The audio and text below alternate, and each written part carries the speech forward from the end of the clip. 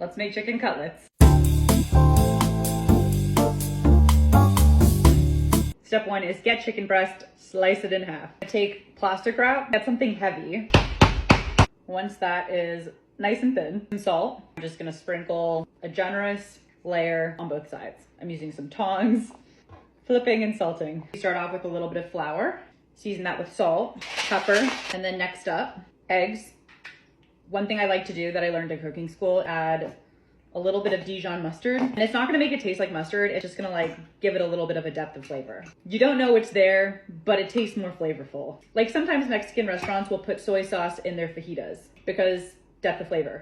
I generally like to use panko breadcrumbs. The best part about chicken cutlets is you can customize them to your own liking in terms of flavor. I'm just gonna use a little bit of Italian seasoning, a generous pinches of kosher salt, and then fresh ground pepper. I know it looks like I'm using a lot of salt, but just keep in mind this is 4 servings of chicken. Most of the time people are undersalting their food and they don't even realize it, but that's why things taste bland.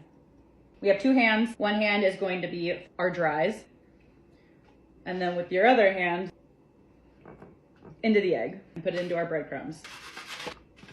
By the way, I totally forgot parm and add it to your breadcrumbs. Depth of flavor. Feb. F. Flour. Egg. B. Just think of February.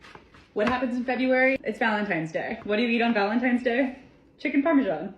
The next most important thing is what pan you use. You can use a stainless steel, a cast iron, or a carbon steel. All 3 of these are good for high heat. However, when it comes to frying, you want an actual frying pan. A frying pan is something like this. If you shake it, the oil is not gonna go everywhere. Whereas like a saute pan, it's shaped so that the vegetables or whatever you're cooking can jump, which in French, saute means to jump. Next, we need a neutral oil. I put that much oil in my pan. You also want an oil with a high smoke point. Avocado oil has a high smoke point, canola oil, vegetable oil, and those are all neutral, so there's not a lot of flavor to them. Get a baking sheet and a metal rack. And this is so that the excess oil has a place to drip through. Dig some breadcrumbs and sprinkle them in your oil. And if they're not sizzling, it's not hot enough. We have our hot oil, placing that away from us.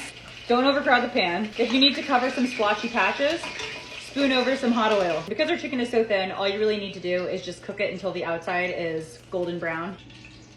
And when it's fresh out of the oil, season with a little bit more salt because that salt will stick to the oil. I mean, crunch test. And that's it. Love you, bye.